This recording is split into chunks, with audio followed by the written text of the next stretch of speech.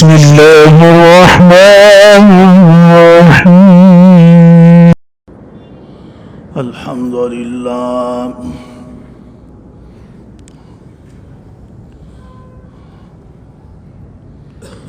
الحمد لله حمدا كثيرا كما أمر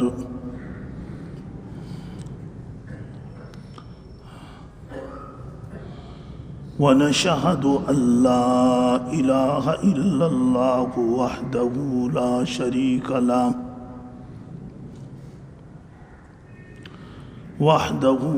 شريك له في الخلق والأمر إرغاما لمن جحد به وكفر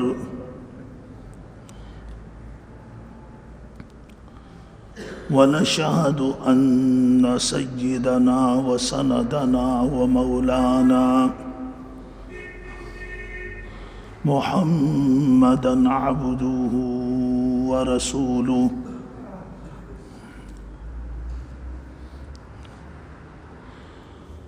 المبعوث إلى الأسود والأحمر لتتميم مكارم الأخلاق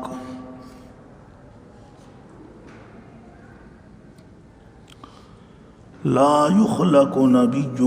ولا رسول بعده ولا أمة بعد أمته ولا كتاب بعد كتابه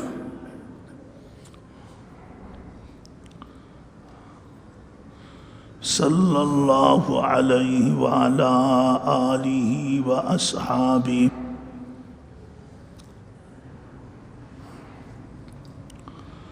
الذين هم كالنجوم في السماء للاهتداء والاقتداء وهم مفاتيح الرحمة ومصابيح الغرر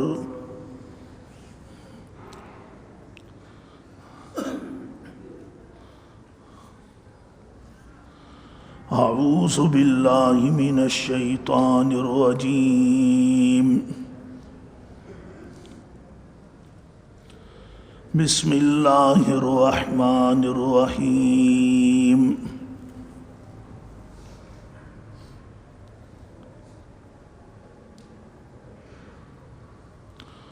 ولو شئنا لآتينا كل نفس هداها ولكن حق القول مني لأملأن جهنم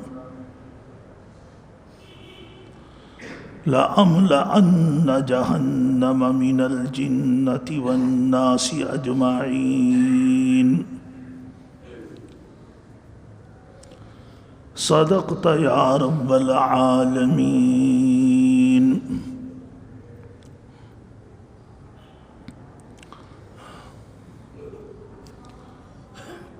واجب الاحترام گرامی قدر معزز حاضرین محفل السلام علیکم ورحمۃ اللہ وبرکاتہ۔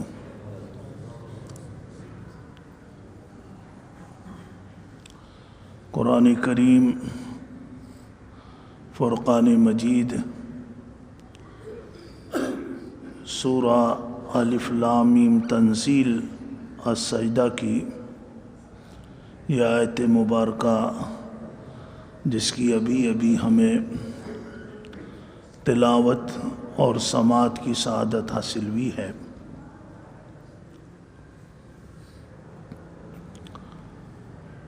اس آیت مبارکہ میں اللہ تبارک و تعالیٰ نے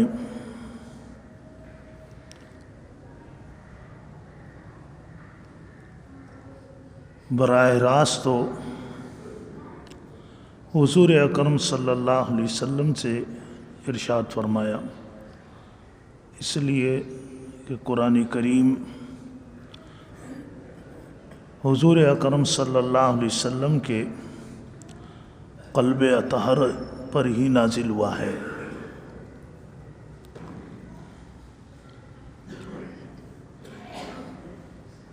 اور قیامت تک کے لیے انبیاء علیہ الصلاۃ والتسلیم کی جماعت میں جو آخری نبی اور آخری رسول لوگوں کی ہدایت کے لیے، رہنمائی کے لیے اللہ نے مبعوث فرمایا تو وہ بھی حضور اکرم صلی اللہ علیہ وسلم ہیں۔ پھر آپ کے وساطت سے، آپ کے واسطے سے یہ بات جو اس آیت مبارکہ میں ارشاد فرمائی گئی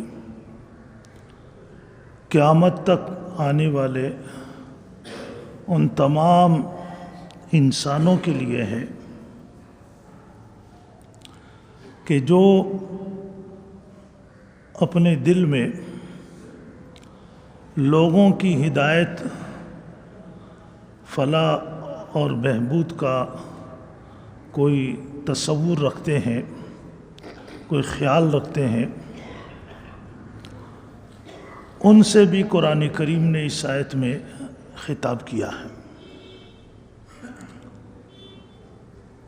آیت کا لب لباب اور اس کے ترجمے کے ساتھ اس کا خلاصہ یہ ہے کہ اللہ نے ارشاد فرمایا اگر ہم چاہیں، وَلَوْ شِئْنَا، اگر ہم چاہیں، لَآتَيْنَا كُلَّ نَفْسٍ هُدَاهَا، تو ہر جاندار کو، لیکن مراد اس سے ہر انسان اور جن ہے، کیونکہ یہی دو مخلوق مکلف مخلوق ہیں، مگر ہم چاہیں تو تمام انسانوں کو، تمام جنات کو ہدایت عطا فرما دیں۔ وَلَوْ شِئْنَا، بس یہ ایک چٹکی کا کام ہے اللہ کے لیے، کیونکہ حدیث مبارکہ میں آتا ہے کہ تمام انسانوں کے دل اللہ کی 2 انگلیوں کے درمیان میں، دل ہی انسان کا جب پلٹ جاتا ہے تو بس وہ اگر نیکی کا رخ اختیار کر جائے تو انسان کے تمام اعضاء نیکی کی طرف آ جاتے ہیں، اور اگر دل خدا نخواستہ برائی کا رخ اختیار کر جائے تو انسان کے تمام اعضاء برائی کی طرف چل پڑتے ہیں۔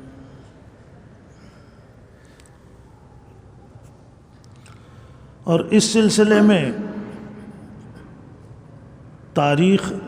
ان مشاہدات سے بھری ہوئی ہے کہ ایسے ایسے لوگ کہ جن کے بظاہر راہ راست پہ آنے کے دور دور تک کوئی امکان نہیں تھے، لیکن وہ اچانک پلٹا کھا گئے،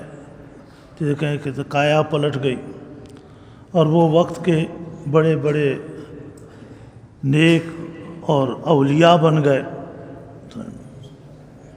یہ فرمایا اس میں، یہ اللہ نے اپنی طاقت کا، اپنے ارادے کا، اپنی مشیت کا ہمیں بتایا ہے، اور بتانے کا مقصد یہ ہے کہ اللہ تبارک و تعالیٰ نے چونکہ ہمیں اپنی نیکی کے ساتھ ساتھ کہ ہم خود نیک کام کرتے ہیں اللہ نے ہمیں توفیق عطا فرمائی ہے، تو ہم دوسروں کو بھی نیکی پہ لانے کی کوشش کریں۔ اس کے لیے جس طرح لوگ اپنے دنیاوی مفادات کے لیے لوگوں کے ساتھ اپنے تعلقات بڑھاتے ہیں، قائم کرتے ہیں، کسی کے ساتھ دوستی رکھتے ہیں، کسی کے ساتھ جا کر بیٹھتے ہیں، کسی کو سلام کرتے ہیں، تو اسی طریقے سے یہ ایک سوچ ہماری بن جائے کہ ہم دیکھیں کہ یہ بندہ نماز نہیں پڑھتا، اللہ کے فلاں حکم پہ عمل نہیں کرتا، تو اس کے ساتھ تعلق اس نیت کے ساتھ جوڑا جائے، اس نیت سے دوستی رکھی جائے کہ یہ بندہ نماز کی طرف آ جائے، یہ بندہ نیکی کی طرف آ جائے۔ صحابہ اکرام جنہوں نے دین کے لیے، دین پر عمل کے لیے، دین کو پھیلانے کے لیے بڑی بڑی قربانیاں دی ہیں، اور بڑی بڑی تکلیفیں مشقتیں برداشت کی ہیں، اللہ کے راستے میں انہوں نے دین کی اشاعت اور ترویج کے لیے جہاد کیا ہے، لیکن حضور اکرم صلی اللہ علیہ وسلم نے صحابہ کرام کا ذہن بھی یہی بنائے رکھا کہ کوشش یہ ہو کہ لوگ اللہ کے ساتھ جڑ جائیں اور اللہ کی طرف آ جائیں۔ غزوہ خیبر کے موقع پر سیدنا علی رضی اللہ تعالیٰ عنہ کا جو ایک بہت بڑا کارنامہ ان کی سیرت کے اندر ملتا ہے کہ ایک ایسا قلعہ یہودیوں کا کہ جس پر انہوں نے ایسا مضبوط اور بھاری لوہے کا بنایا ہوا گیٹ لگایا ہوا تھا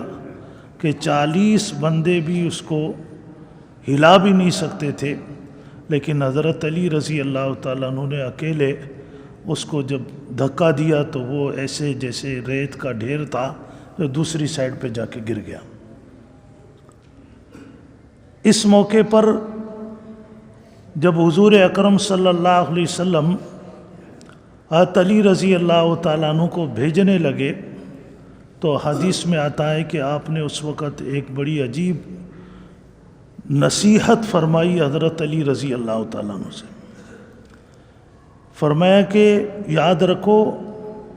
اور تمہارے ذریعے اللہ پاک، تمہاری بدولت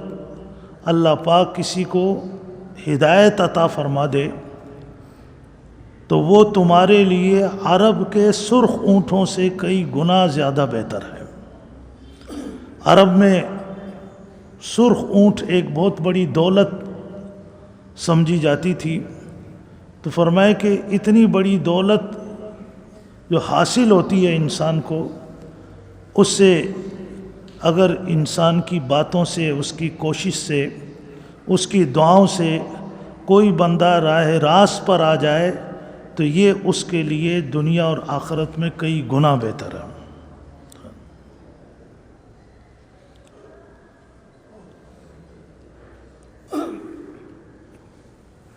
تو یہ ہدایت تو اللہ نے اپنے ہاتھ میں رکھی اور انسان کو اس کا اجر اور ثواب اس کی کوشش کے اوپر رکھ دیا کہ وہ جو کوشش کرتا ہے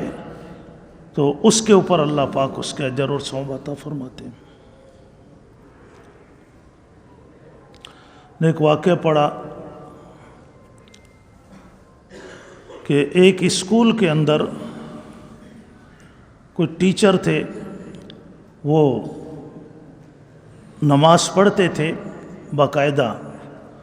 ایک جو تھا وہ بے نمازی تھا، وہ نماز نہیں پڑھتا تھا اور نماز بھی نہیں پڑھتا تھا اور نمازیوں سے چڑھتا بھی تھا۔ تو وہ جو نمازی تھے وہ بھی اپنا رویہ اس کے ساتھ اچھا نہیں رکھتے تھے۔ ایک نیا استاد اس اسکول میں آیا تو اس نے جب دیکھا کہ یہ سب جو نمازی ہیں یہ ایک طرف بیٹھے ہیں اور بریک ٹائم میں وہ استاد ایک طرف بیٹھا ہوا ہے، یہ جو نیا آیا یہ خود نمازی تھا، نیک انسان تھا، لیکن یہ صرف نمازی نہیں تھا، اس کی سوچ میں وسعت تھی کہ دوسرے کو بھی دین کی طرف کیسے لانا ہے۔ تو وہ کہتا ہے کہ میں جا کر اس کے ساتھ بیٹھ گیا اور وہاں اس کے ساتھ باتیں کی، بریک ٹائم میں ایک معمول بنا لیا اس کے ساتھ بیٹھنے کا، اور پھر کہا کہ اس کا گھر خالی تھا، میں نے اس سے کہا کہ اپنے تمہارے جب تک بیوی بچے نہیں آتے اگر میں آپ کے ساتھ رہوں اور جتنا عرصہ ہو میں اس کا کرایہ بھی دوں گا آپ کو، لیکن نیت یہی تھی کہ اس بندے کو کسی طریقے سے یہ جو دین سے اتنا متنفر ہے اس کو دین کے قریب کرنا ہے۔ اس نے کہا کہ وہ نہ چاہتے ہوئے بھی بہرحال دوستی کے اس کو برہم کو رکھتے ہوئے وہ راضی ہو گیا اور میں اس کے ساتھ رہنے لگا اور میں اس کی خدمت کرنے لگا۔ کہا کہ ایک دن ہم چائے پی رہے تھے، عصر کی نماز کا ٹائم ہوا تو میں نماز کے لیے اٹھا تو اس نے مجھ سے ایک سوال کیا، کہا کہ جی آپ 5 ٹائم مسجد میں جاتے ہیں، تھک نہیں جاتے؟ مسجد میں جاتے ہیں، آتے ہیں، وضو کرتے ہیں، تو آپ تھک نہیں جاتے؟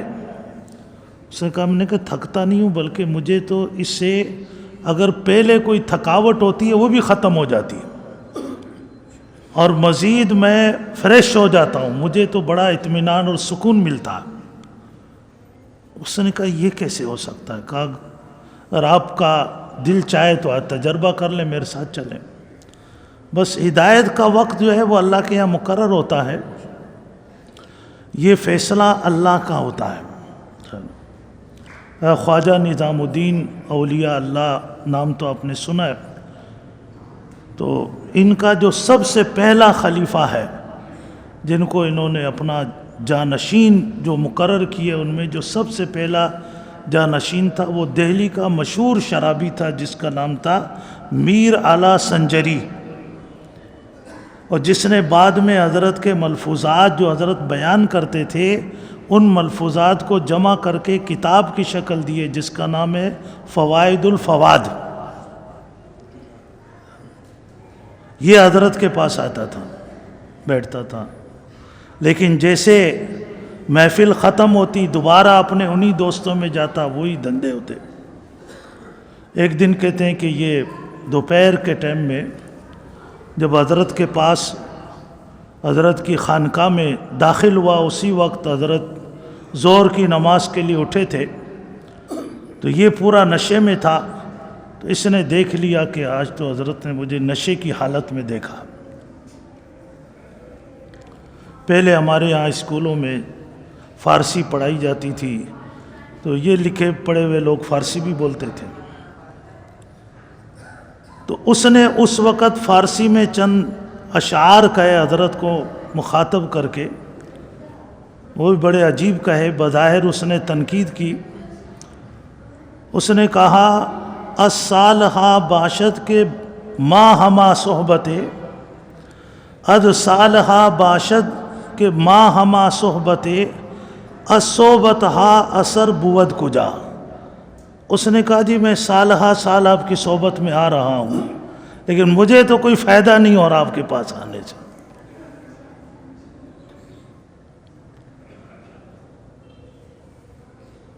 کہا زہد شما فسق از دل ما کم نہ کرد، کہا آپ کے تقوی طہارت نے میرے دل سے تو گناہوں کا رجحان کم نہیں کیا ابھی تک۔ فسق ما بہتر از زہد شما، مجھے یہ لگتا ہے کہ میرا یہ گناہوں کا بھرا ہوا دل آپ کے متقی پرہیزگار دل پہ غالب آ چکا ہے۔ تو آپ دیکھیں یہ جملے کوئی ہمیں کہہ دے، لیکن حضرت نے جب یہ بات اس وقت ایک نظر دیکھا اور فرمایا مترس صحبت اثر دارد، ڈرو نہیں انشاءاللہ فائدہ ہو جائے گا، اور پھر وہ بندہ چینج ہو گیا۔ تو یہ ہمیں یہ ہدایات کی گئی کہ اگر ہم کسی کو راہ راست پہ لانے کے لیے اس کے سخت جملے، اس کے منفی رویے بھی برداشت کر لیں، اور اس بندے کو ہماری وجہ سے ہدایت ہو جائے،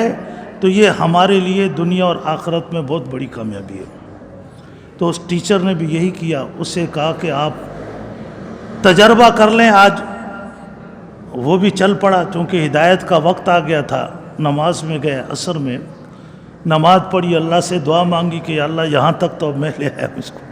اب آگے اس کو ہدایت دینا اب آپ کا کام ہے۔ جب نماز ہو گئی تو اسے کہا کہ آپ کیا فیل کر رہے ہیں، تھکاوٹ ہوئی؟ کہا کہ نہیں۔ کہا پھر بیٹھتے ہیں، مغرب کی نماز پڑھ کے چلیں گے گھر۔ اب مسجد میں بیٹھ گئے، مغرب کی نماز پڑھی گئے، اور پھر دل بدل گیا۔ اس کے بعد اس کے بارے میں لکھا کہ وہ سعودی عرب کا یہ واقعہ ہے، تو وہاں سے حکومت کی طرف سے اس کو دعوت و تبلیغ کے لیے ایک علاقے میں بھیجا گیا، اور اس کے ہاتھ پر کئی لوگ ایمان لائے۔ تو یہ اللہ کا نظام ہے۔ اللہ نے فرمایا ہدایت تو میں دوں گا، لیکن ہمارا کام یہ ہے کہ ہم لوگوں کو راہ راست پہ لانے کے لیے جو ہم تھوڑی بہت کوشش کرتے ہیں، تو اس کا ہمیں اللہ کی یہ مہربانی ہے کہ کسی کو فائدہ ہو یا نہ ہو، لیکن ہماری کوشش اور ارادے پر ہمیں اس کا اجر و ثواب ملتا ہے۔ تو اللہ ہمیں سمجھنے کے عمل کی توفیق نصیب فرمائے کہ ہم جس طرح دنیا کے لیے تعلقات بڑھاتے ہیں، اپنی انویسٹمنٹ کرتے ہیں کہ ہمارا مال ہو، ہمارے ذرائع آمدنی بڑھ جائے، اس طرح ہم اپنے آخرت کے لیے بھی اپنے اجر اور ثواب کے ذرائع آمدنی کو بڑھائیں۔ اللہ ہمیں یہ سمجھ بھی دے، توفیق بھی دے، اور اللہ پاک ہماری اس کاوشوں کو اپنی بارگاہ میں قبول فرمائے۔ وآخر دعوانا الحمدللہ۔